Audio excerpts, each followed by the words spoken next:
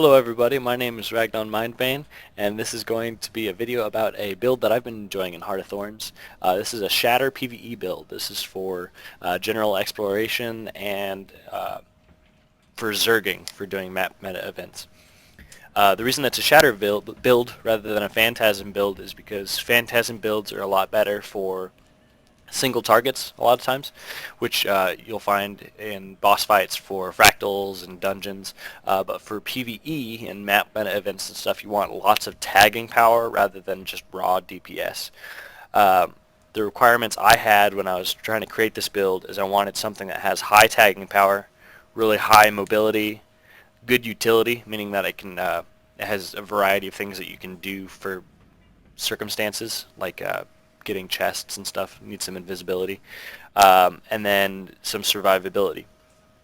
Some other things that you can look forward to in this build is it has dual ranged weapons, which means that you'll never have to really be in the fray, which is very helpful for tagging and for survivability in Berserker's gear. It has a really high uptime of alacrity. If you do the combo right, you can probably maintain it permanently. There's parts where you can have about 40 seconds uptime of alacrity. The utilities are very flexible. You can change these out at any time based on the circumstance, which I advise that you do. And it has some stealth, which helps a lot for disengaging if you're running by yourself, or for getting chests and stuff if mobs are attacking you. So let's jump right into the build. For gear, I am running full Berserker's gear. A lot of people don't like doing this anymore, but I've had a fine time doing it in Heart of Thorns. I just play carefully, use distortion, use my dodge rolls effectively, and since I'm using dual ranged, it helps to survive. So you can run Marauders or whatever if you don't want to run Berserkers, but that's what I run. I'm running Runes of the Scholar, but any offensive rune set will do fine. I'm running full Berserkers, amulets, and trinkets. For weapons, I'm running Greatsword and Staff. The sigils are not set in stone. You can run whatever you want, but I do like running Bloodlust and Energy. The battles are just there because they're cheap, and I forgot to change them out. But you can run whatever you want. I like the Energy because it helps your clone uptime, and I like the Bloodlust because it stacks when you're doing map zerging. For the build, I'm running Dueling, Illusions, and Chronomancer. In Dueling, I'm running top, middle, bottom. In Illusions, I'm running middle, top, middle. And for Chronomancer, I'm running all bottom. What this build lets you do is have a very high uptime on your clones, which means that you can actually shatter more than you can have clones up. Your shatters should always be on cooldown. I usually save my F4, but all the other three should pretty much be on cooldown, unless you're saving your F3 for a break bar. The utilities. I've got Ether Feast. You can bring Signet if you like. I've just found that depending on what you're doing, especially if you're doing like Dragon Stand and you're doing the circle strategy, I have a difficult time surviving with this because it's a long cooldown and you're not going to have that many clones up anyways because you're doing Shatter. So I've found that Ether Feast helps me out, but if you're not worried about survivability, Signet's probably a little bit better. Since it's not a Phantasm build, you're not so bent around summoning multiple Phantasms, so you don't really need it. I run Well of Recall for the really high alacrity uptime. I run Blink and Mimic. Mimic works really well with both Blink and Well of Recall because it lets you use either one of those twice. So either you have really high mobility or you have really high alacrity uptime. And then I'm bringing Mass Invisibility.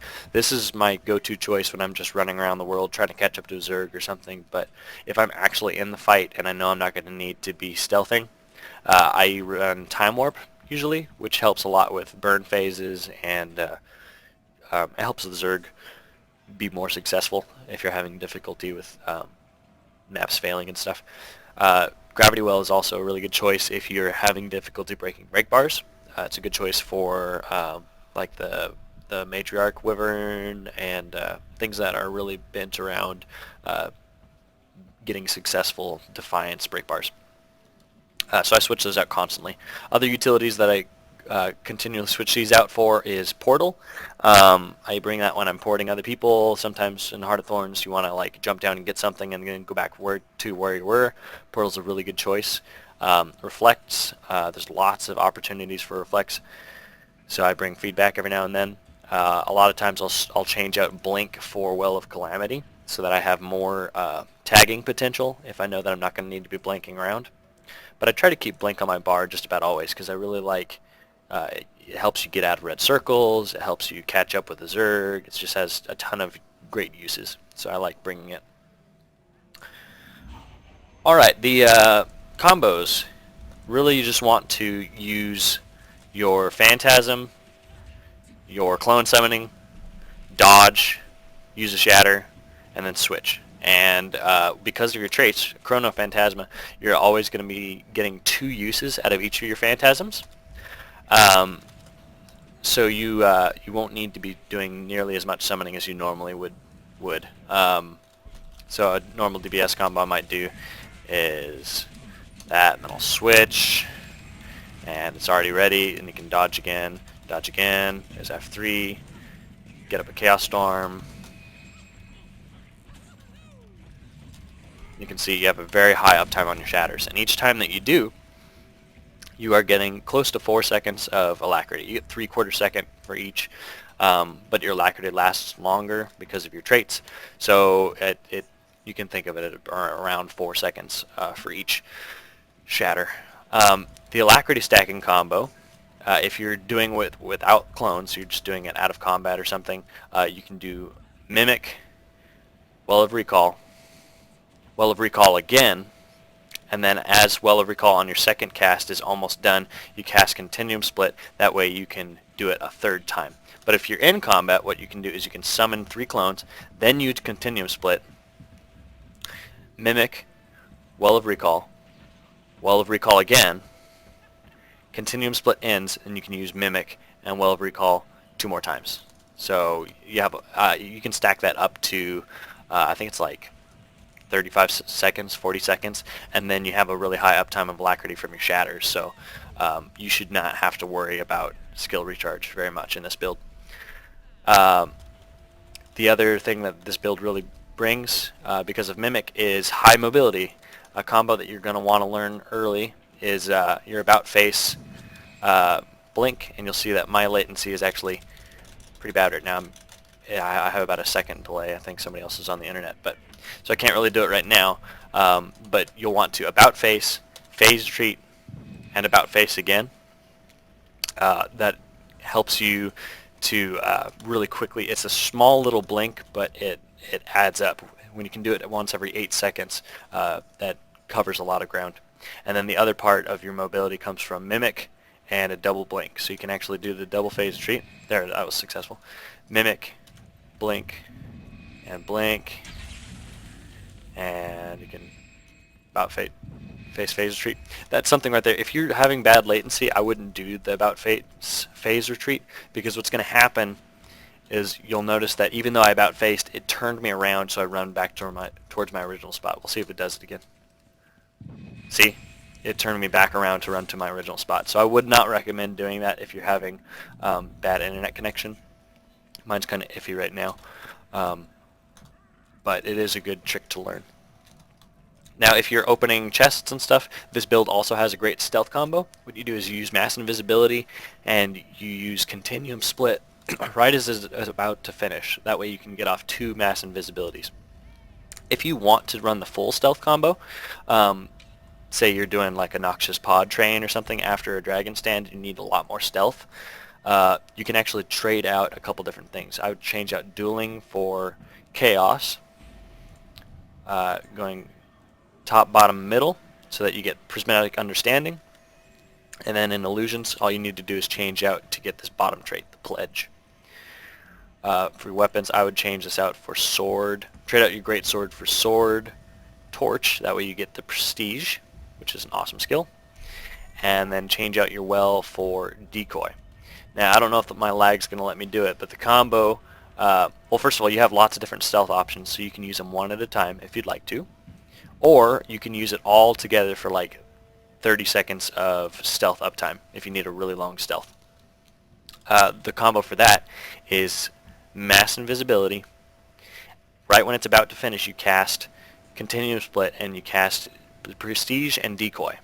Then Continuum Split and all your cooldowns are reset, but you still have lots of uptime on stealth.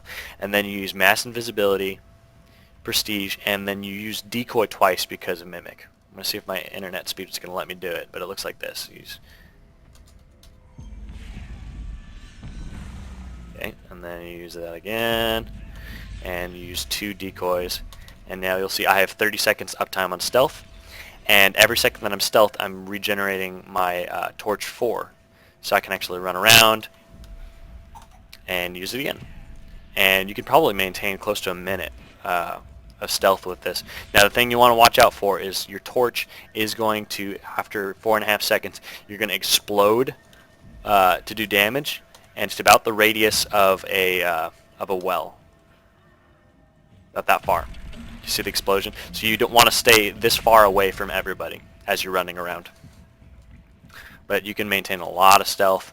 This is really good for Noxus pod trains, and it doesn't take that much work to change out your stuff. So again, if I needed to change back, grab Greatsword, change this back out for dueling, grabbing top, middle, bottom, grabbing that trait and illusions, and then when this is off cooldown, I'd trade that back out for well.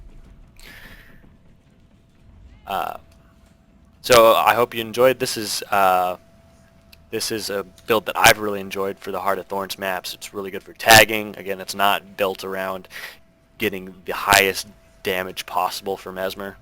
You don't really need it. That's more for dungeons and fractals. But it really helps with tagging, which is something that I felt like Mesmer struggled with before. You have to resort to doing things like Mantra of Pain and stuff, but now with Wells and with the higher uptime on Shatters because of Chronomancer, this is something that I've really enjoyed, and I hope you do too. So thanks for watching. Don't forget to like and subscribe, and we'll see you for the next one.